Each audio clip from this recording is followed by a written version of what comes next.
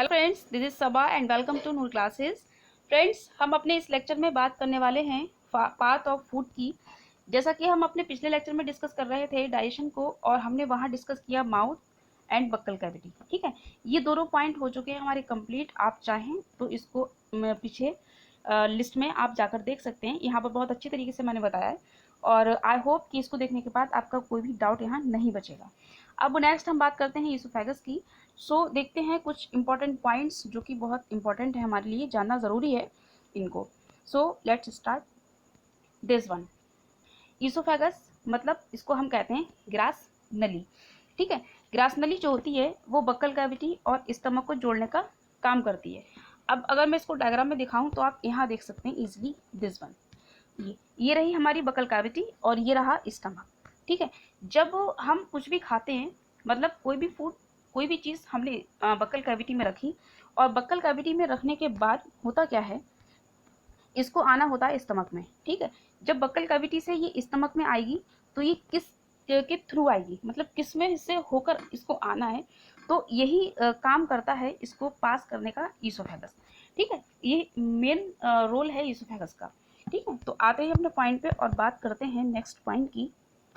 This, अगर इसकी लंबाई की हम बात करते हैं तो इसकी लंबाई होती है 25 सेंटीमीटर और इसकी चौड़ाई होती है लगभग 25 से 30 mm तक। ठीक है, अब नेक्स्ट पॉइंट है, इसमें भोजन का कोई डाइजेशन नहीं होता है, मतलब यहाँ पर फूड डाइजेस्ट नहीं होता है। अब ये तो है एक पॉइंट कि इसमें फूड का डाइजेशन नहीं होता है। ठीक है, कोई बात नहीं, नहीं होता है, लेकिन क्वेश्चन ये है कि फूड का डाइजेशन होता क्यों नहीं है। ठीक है, ऐसी कौन सी वजह है जिससे यहाँ कुछ डाइजेस्ट नहीं हो पाता है। तो जैसा कि फ्रेंड्स हम सभी जानते हैं कि फूड के डाइजेशन में, जैसा कि अगर हमें डाइजेशन की डेफिनेशन पता हो, ठीक है, कि डाइजेशन कहते किसे हैं, तो हम इसको इजीली देख सकते हैं कि आखिर ऐसा क्यों होता है कि यहाँ पर कोई भी फूड का डाइजेशन नहीं हो पाता है। तो डाइजेशन का मतलब ये है कि जैसे हमने कुछ भी खाया, ठीक है, जो भी चीज़ हम खाते हैं वो होती है एक कॉम्प्लेक्स फॉर्म में। ठीक है, मोस्टली चीज़ें कॉम्प्लेक्स फॉर्म में होती हैं। अब ये कॉम्प्लेक्स फॉर्म जो होती है, ये हमारी सेल इसको ऐसे तो यूज़ नहीं कर सकती एज इट इज़। अब इसको चेंज होना होता है सिंपल फॉर्म में। ठीक है, कोई भी चीज़ खाई हमने, अब उसको चेंज होना है, वो चीज़ जो खाई वो है कॉम्प्लेक्स फॉर्म, और उसको चेंज होना है सिंपल फॉर्म में। अब ये कॉम्प्लेक्स फॉर्म जब सिंपल फॉर्म में चेंज होती है तो यहाँ पर वर्क करते हैं कुछ इंजाइम्स। ठीक है, वो एंजाइम्स हो सकते हैं, वो कोई और चीज़ हो सकती है जो कि हमारे फूड को कॉम्प्लेक्स फॉर्म को चेंज करे सिंपल फॉर्म में। ठीक है, तो एंजाइम्स जो होते हैं ये हेल्प करते हैं हमारे फूड के डाइजेशन में। अब इससे ये पता लगा कि जहाँ एंजाइम होंगे वहाँ डाइजेशन होगा, मतलब जहाँ डाइजेशन वहाँ एंजाइम। ठीक है, अगर एंजाइम है तब डाइजेशन हो पाएगा, और अगर एंजाइम नहीं है तो डाइजेशन नहीं हो पाएगा। ठीक है, तो पॉइंट ये है कि यहाँ पर कोई भी डाइजेशन नहीं होता है। इससे पता ये लगा कि हमारे ईसोफेगस में कोई एंजाइम नहीं होता है, जिससे कि हमारे फूड का कोई डाइजेशन यहाँ नहीं हो पाता है। ठीक है, सिंपल पॉइंट है लेकिन इंपॉर्टेंट पॉइंट है। ठीक है, ये कुछ छोटी छोटी बातें हैं लेकिन ये बहुत मोटी बातें हैं। ठीक है, नेक्स्ट पॉइंट पे चलते हैं और बात करते हैं नेक्स्ट पॉइंट की। दिस वन इज ग्रास नली, मतलब ईसोफेगस जो होता है पेरिस्टालसिस मूवमेंट के थ्रू फूड का जो पास होता है फूड, वो आगे स्टमक तक पहुंच पाता है। ठीक है, मतलब हमारी ग्रास नली जो होती है वो पेरिस्टालसिस मूवमेंट के थ्रू ही फूड को स्टमक तक पहुंचाती है। अब ये क्या होता है पेरिस्टालसिस मूवमेंट, इसको हम देखते हैं। जैसा कि आप यहाँ देख पा रहे हैं, यहाँ पर आप देखिए, ये रहा, ये है ईसोफेगस, और यहाँ पर आप देख रहे हैं राउंड शेप में ये है फूड। ठीक है, आप जैसे लिखा भी देख रहे हैं, ये है फूड और ये है ईसोफेगस। जैसे हमने कोई भी चीज़ खाई, ठीक है, अब खाने के बाद में जब वो बक्कल कैविटी से आगे बढ़ती है, ईसोफेगस में जब वो पहुँचती है, तो पहुँचने के बाद क्या होता है, हमारी ईसोफेगस की जो लंबाई जैसे होती है वो तो लगभग 25 सेंटीमीटर होती है, लेकिन इसकी चौड़ाई की बात करें तो 25 से 30 mm तक की इसकी चौड़ाई होती है। मतलब इससे पता लग रहा है कि ज़्यादा चौड़ी नहीं होती है ये। ठीक है, अब जो भी खाना हमने खाया है तो उस खाने को इस 25 से 30 mm तक ही डायमीटर से गुजरना है। ठीक है, जब ये यहाँ से गुजरेगा तो अब इसका साइज है ये। ठीक है, और हमारा जो फूड है उसका साइज है इतना बड़ा। ठीक है, तो अब आप ये बताइए कि इतना बड़ा साइज का फूड यहाँ से कैसे करके निकलेगा। तो होता ये है, जैसे ही फूड यहाँ पर एंटर करता है, ठीक है, जब ये फूड यहाँ पर एंटर करता है, और ये है ईसोफेगस का साइज, जब यहाँ से ये एंटर करेगा तो ये इसका साइज, अब यहाँ तो इतना आप देख रहे हैं, लेकिन यहाँ पर क्या होता है, जैसे ही फूड एंटर करता है तो ये इस तरीके से इसका साइज बढ़ जाता है। ठीक है, और यहाँ पर इसका आगे का पार्ट उतना ही साइज का रहता है। फिर ये फूड आगे जब पास होता है, आगे जब चलता है, तो फिर आगे वाला जो होता है हिस्सा ईसोफेगस का, वो फिर इसी तरीके से ऐसी शेप में आ जाता है, और फिर इस तरीके से पीछे वाला हिस्सा जो होता है वो अपनी पहली वाली पोजीशन में आ जाता है, ठीक है। और इस तरीके से ये फूड ईसोफेगस में आगे बढ़ता रहता है और यहाँ से पास होकर ये पहुँच जाता है स्टमक में, ठीक है। स्टमक में पहुँचने के बाद जैसे कि अब यहाँ ईसोफेगस का काम जो होता है वो हो जाता है ख़त्म। लेकिन होता क्या है कभी कभी, जैसे हमारा फूड जो होता है, आप यहाँ एक बार डायग्राम में यहाँ देखिए इस तरीके से, ठीक है। ये रहा, जैसे ही फूड पास होता है बक्कल कैविटी से ईसोफेगस में, जैसे ही फूड बक्कल कैविटी से पहुंचता है स्टमक में और स्टमक के बाद ये पहुंच जाता है, सॉरी, जैसे ही बक्कल कैविटी से ये पहुंचता है ईसोफेगस में और वहां से पहुंच जाता है ये स्टमक में, ठीक है। तो ऐसा भी होता है कभी कभी, ये चांसेस बनते हैं कि कहीं हमने जो भी कुछ खाया है वो कहीं स्टमक से वापस ईसोफेगस में ना जाए, ठीक है। तो इसके लौटने की प्रोसेस जो होती है, इसको रोकने के लिए कुछ यहाँ स्ट्रक्चर प्रेजेंट रहते हैं और ये स्ट्रक्चर यहाँ पर प्रेजेंट रहते हैं। अब हम इसके बारे में नेक्स्ट बात करते हैं, ठीक है। सो आते हैं अपने पॉइंट पे, और नेक्स्ट पॉइंट है हमारा ये रहा।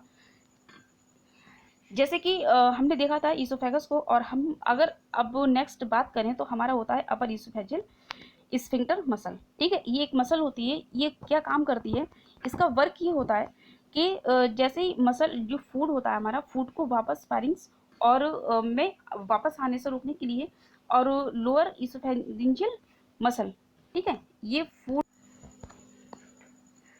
फूड को वापस ईसोफेगस में आने से रोकने के लिए यहाँ पर होती है लोअर ईसोफेरेंजियल मसल, जो कि फूड को वापस ईसोफेगस में आने से रोकती है। अब एक दूसरी होती है अपर ईसोफेजियल स्फिंक्टर मसल, जो कि फूड को वापस फारिंग्स में आने से रोकती है, ठीक है। तो ये दो स्ट्रक्चर होते हैं जो कि फूड की वापसी को रोकते हैं, जिससे कि कई बार होता है, हमने देखा है कि कई बार उल्टी हो जाती है, ठीक है। जब हम कुछ खाते हैं तो उल्टी हो जाती है, तो यही वजह होती है, ठीक है, जिससे कि हमारा फूड बाहर आ जाता है, तो ये सही से वर्क नहीं कर पाते उस टाइम पे प्रॉपर तरीके से, तो ऐसा होता है तब। नेक्स्ट पॉइंट को, एंड नेक्स्ट पॉइंट इज अब अगर हम बात करें, ये तो रहा ईसोफेगस, ठीक है, यहाँ होती है बात ईसोफेगस की कंप्लीट। अब हम नेक्स्ट पॉइंट पे बात करते हैं, दैट इज स्टमक, ठीक है। ये रही बात स्टमक की। स्टमक, इसको हम कहते हैं अमाशय। स्टमक की बात करें तो स्टमक लाल रंग का जे शेप में होता है, ये लाल रंग का है, जे शेप स्ट्रक्चर है, और ये आहार नाल का सबसे चौड़ा भाग होता है। मतलब हमारी एलिमेंट्री कनाल जो होती है, तो कितनी लंबी एलिमेंट्री कनाल होती है, तो उसमें सबसे चौड़ा भाग अगर हम देखें तो स्टमक ही है, जो कि सबसे चौड़ा होता है पूरी एलिमेंट्री कनाल में। इसकी लंबाई जो होती है लगभग 25 सेंटीमीटर तक होती है। हंसिया की आकृति का होता है ये, सिकल शेप्ड होता है ये, और एक थैलेनोमा स्ट्रक्चर है, ठीक है, क्योंकि थैलेनोमा है, इसमें फूड को भरना होता है, फूड को एंटर करना होता है, इसलिए ये थैलेनोमा स्ट्रक्चर होता है। अगर हम बात करें नेक्स्ट पॉइंट की, अगर हम पार्ट्स की बात करें, एक बार मैं आपको डायग्राम में दिखा देती हूँ स्टमक को, ठीक है। ये रहा डायग्राम, और यहाँ आप देख सकते हैं स्टमक, ठीक है। ये यहाँ ईसोफेगस आया था और ये ईसोफेगस जुड़ गया था यहाँ पर आकर स्टमक में, ठीक है। अगर मैं इसको और अच्छे से दिखाऊँ थोड़ा बड़ा स्ट्रक्चर बना के, तो आप यहाँ देख सकते हैं, ये रहा स्टमक का स्ट्रक्चर, ये है, ठीक है। ये देखिए यहाँ से ईसोफेगस आता है और ये ईसोफेगस जुड़ जाता है यहाँ पर स्टमक में आके, ठीक है। तो हम इसके पार्ट्स की बात कर लेते हैं। Next is parts of stomach. क्या क्या पार्ट्स होते हैं स्टमक के, उसके बारे में हम देखते हैं। सबसे पहला पार्ट है कार्डियक पार्ट, ठीक है। दूसरा है फंडिक पार्ट और तीसरा है पाइलोरिक पार्ट। तो बात करते हैं हम फर्स्ट पार्ट की, that is cardiac part. Cardiac part जो होता है ये सबसे ऊपरी पार्ट होता है और ये ईसोफेगस से जुड़ा रहता है, ठीक है, क्योंकि सबसे ऊपर ही है तो जाहिर सी बात है ईसोफेगस से जुड़ा रहेगा। अगर मैं आपको डायग्राम में दिखाऊं तो आप यहाँ देख सकते हैं, ये वाला दिस वन, यहाँ आप देखेंगे तो सबसे ऊपरी पार्ट आप जब देखेंगे तो ये है स्टमक, और स्टमक का सबसे ऊपरी पार्ट जो है यहाँ पर ये जुड़ा है ईसोफेगस, ठीक है। और इस पार्ट को ही हम कहते हैं कार्डियक पार्ट, सबसे ऊपरी है, ठीक है, और यहाँ पर ईसोफेगस जुड़ा है, तो इसको हम कहते हैं कार्डियक पार्ट। अब अगर हम दूसरे पार्ट की बात करते हैं तो दूसरा पार्ट है फंडिक पार्ट। फंडिक पार्ट कौन सा होता है, ये होता है बीच वाला पार्ट, ठीक है, स्टमक के। जैसे ये स्टमक है, यहाँ पर आप देख सकते हैं ये स्टमक है, तो ये हो गया कार्डियक पार्ट, बीच वाला हो गया फंडिक पार्ट। और अगर हम तीसरे पार्ट की बात करते हैं तो दैट इज पाइलोरिक पार्ट, और ये सबसे नीचे का पार्ट होता है, ठीक है। पाइलोरिक पार्ट जो होता है वो सबसे नीचे का पार्ट होता है। आप इसको डायग्राम में यहाँ देख सकते हैं, ये देखिए, ठीक है, यहाँ पर ये रहा कार्डियक पार्ट, ये रहा फंडिक पार्ट, ठीक है, और ये रहा पाइलोरिक पार्ट। यहाँ पे आप देख सकते हैं, यहाँ मेंशन भी किया हुआ है, ये रहा ये पाइलोरिक पार्ट है, ये फंडिक पार्ट है, और ये कार्डियक पार्ट है, ठीक है। हम आते हैं नेक्स्ट पॉइंट पे। ये तो रहे पार्ट्स, ठीक है, स्टमक के पार्ट्स। अब इसी को हम और अच्छे से अगर समझें तो यहाँ आप देख सकते हैं इस तरीके से। फर्स्ट पॉइंट इज ईसोफेगस तथा स्टमक के मिलने के स्थान पर एक मसल के थ्रू ये पार्ट घिरा रहता है और इसको हम कहते हैं कार्डियक स्फिंक्टर। जो स्फिंक्टर होता है उसको हम कहते हैं कार्डियक स्फिंक्टर। इसका काम क्या होता है, ये फूड को वापस ग्रास नली मतलब ईसोफेगस में जाने से रोकता है।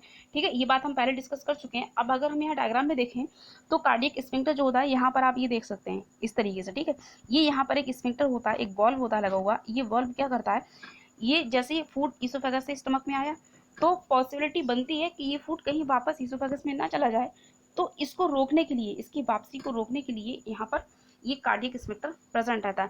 क्योंकि ये कार्डियक वाले पार्ट में, इसलिए हम इसको कार्डियक कहते हैं। ठीक है, अब अगर हम नेक्स्ट पॉइंट की बात करें तो next is pyloric part. Pyloric part जो होता है ये ड्यूडेनम के स्थान पर एक और पाइलोरिक स्फिंक्टर होता है जो फूड को ड्यूडेनम से स्टमक में आने से रोकता है। ठीक है, जैसे फूड यहाँ से आया, ईसोफेगस से आया फूड स्टमक में, तो यहाँ पर है कार्डियक स्फिंक्टर। अब जब फूड यहाँ से आगे बढ़ता है तो हमें पता है कि स्टमक के आगे का पार्ट होता है ड्यूडेनम। ठीक है, अब ये ड्यूडेनम जो होता है, यहाँ से फूड जब आगे आता है तो यहाँ पर जब यहाँ पर उम्मीद होती है कि खाना कहीं वापस ना चला जाए, तो यहाँ पर ऐसा भी तो हो सकता है कि यहाँ से फूड जो हमने खाया है वो कहीं वापस स्टमक में ना आ जाए। तो इसको रोकने के लिए यहाँ पर होता है एक वॉल्व और इसको हम कहते हैं पाइलोरिक स्फिंक्टर।